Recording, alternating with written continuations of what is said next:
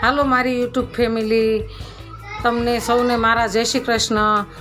અમે સૌ મજામાં છીએ, તમે સૌ મજામાં હશો। તો આજે આપણે નવી રેસીપી બનાવવા માટે આપણે તૈયારી કરીશું। આપણે આ ભાત પડ્યા છે તો ભાતની આપણે નવી રેસીપી બનાવીશું। નવી રેસીપી બનાવવા માટે આપણે આ કોબી કાપી છે, તો ઝીણી ઝીણી સમારી છે તો આપણે કોબી નાખીશું।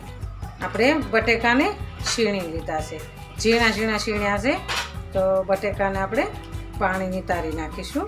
આપણે બટેકાને પાણી નિતારી નાખવાનું છે અને પછી આપણે અંદર એડ કરવાનું, પાણી અંદર રહેવા દેવાનું નથી।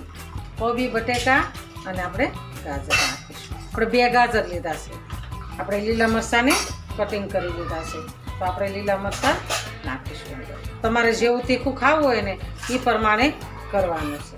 આપણે ડુંગળીને કટિંગ કરી લીધી છે, તો આપણે આ ડુંગળી સમારેલી અંદર એડ કરી દઈશું। ઝીણું ઝીણું બધું સમારવાનું છે એટલે આપણને બનાવવામાં તકલીફ નથી પડતી। આપણે એની અંદર સ્વાદ પ્રમાણે મીઠું એડ કરીશું। આજે વાતાવરણ ઠંડુ છે અને વરસાદની આગાહી છે, વાવાઝોડા જેવું આવે છે, તો આપણને આવું ચટપટું ખાવાની મજા આવે છે, એટલે આપણે આવું ચટપટું ખાવાનું બનાવશું। એની અંદર 1 ચમચી ખાંડ નાખીશું। એની અંદર આપણે આદુ લસણની પેસ્ટ નાખીશું। આપણે 1 ચમચી મરચું એડ કરીશું। આપણે 1 ચમચી આખું જીરું એડ કરીશું। અડધામાંથી અડધી આપણે હિંગ નાખીશું। થોડીક આપણે હળદર નાખીશું। 1 ચમચી આપણે ધાણા જીરું એડ કરીશું અને અડધી ચમચી આપણે તીખું મરચું નાખીશું। આપણે થોડોક ગરમ મસાલો નાખીશું।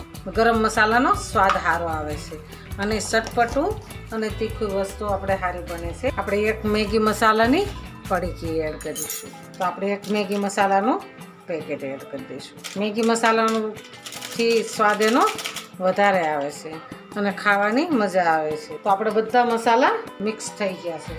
હવે આપણે અજમા નાખીશું। અડધી ચમચી આપણે અજમા નાખીશું। આપણે 1 ચમચી વરિયાળી નાખીશું। 2 ચમચી આપણે સફેદ તલ નાખીશું। 2 ચમચી નાખીશું। આપણે હવે શેરડિયા મરચાં, તીખા મરચાં આવે ને એ તીખા મરચાંને અંદર એડ કરીશું। ઓલા તીખા નહોતા મરચાં, આ તીખા મરચાં।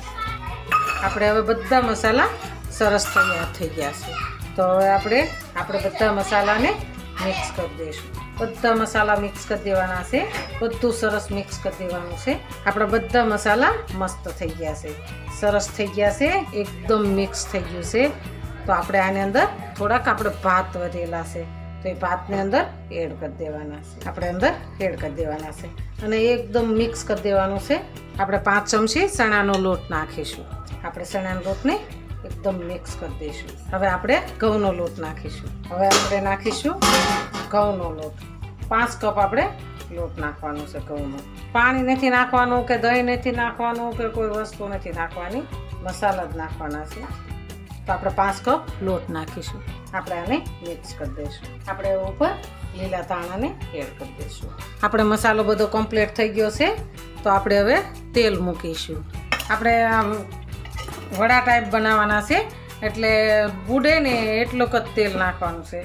તો આપણે ગેસને ચાલુ કરીશું। તેલ આવે ને ત્યાં સુધીમાં આપણે ટીકડી બનાવી નાખવાની છે। આપણે તેલવાળા જ કરી અને નાની નાની ટીકડી બનાવી નાખવાની છે। તો આવી ટીકડી બનાવવાની છે અને ઋતુ બદલે અને ચોમાસા જેવું થઈ જાય એટલે આપણને આવું તીખું અને તનમનતું મજા આવે છે ખાવાની। આપણું તેલ સરસ આવી ગયું છે, તો આપણે ટીકડી એમાં એડ કરીશું। ગેસ ધીમો રાખવાનો છે, ધીમા ગેસે આપણે તળવાની છે। આપણે હવે ફેરવી લઈશું, ફેરવી લેવાના છે અને ધીમા ગેસે તળાવા દેવાના છે અને ક્રિસ્પી થવા દેવાના છે। આપણે ટીકડી સરસ તૈયાર છે, આપણે બહાર કાઢી લઈશું। એકદમ ક્રિસ્પી અને કમ્પ્લીટ સરસ થઈ ગઈ છે। આપણી ટીકડી સરસ તૈયાર છે, તો એકદમ મસ્ત બની ગઈ છે। તો હાલો ખાવા।